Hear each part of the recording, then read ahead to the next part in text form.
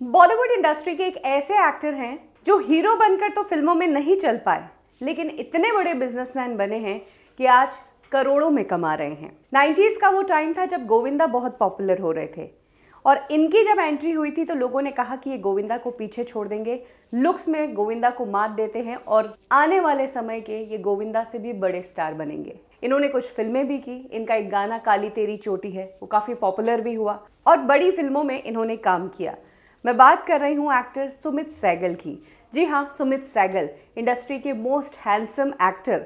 जब इंडस्ट्री में काम कर रहे थे तब उनका करियर उतने खास तरीके से टेक ऑफ नहीं कर पाया जैसा वो चाहते थे। कई पॉलिटिक्स भी हुई, कई बार गोविंदा से कंपेयर भी हो गए और कुछ उन्होंने भी ट्राई करना बंद कर दिया एक टाइम के बाद। जहां एक तरफ अक्सर ऐसा होता है कि एक्टर्स इंडस्ट्री छोड़ने के बाद डिप्रेशन में चले जाते हैं और उनके पास काम नहीं होता है, वो ऐसे ही काम ढूंढते ढूंढते जिंदगी निकाल लेते हैं। उनका दूसरा करियर नहीं बन पाता और करियर बनता है तो वो वैसा नहीं बनता है जिसका जिक्र किया जाए, जिसका एग्जाम्पल दिया जाए। सुमित सहगल ने इससे परे किया। सुमित सहगल के लिए सबसे अच्छी बात ही ये हुई कि उन्होंने इंडस्ट्री छोड़ी, क्योंकि अगर वो इंडस्ट्री नहीं छोड़ते तो उनके पास कोई और ऑप्शंस नहीं होते काम करने के।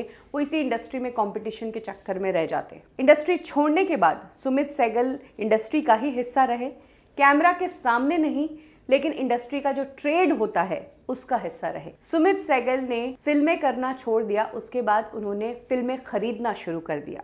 सुमित सहगल सस्ते दामों में साउथ की फिल्में लाते और उन्हें यहाँ मुंबई लाकर हिंदी में डब करवाकर चैनल्स को बेचते।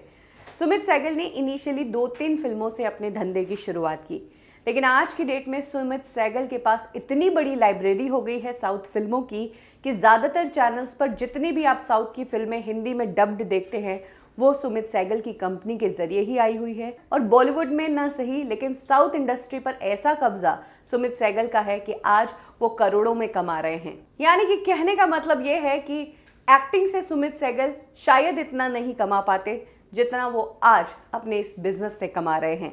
यानी कि वो चाहे एक फ्लॉप एक्टर कहलाए इंडस्ट्री के, लेकिन वो एक बहुत बड़े बिजनेसमैन है।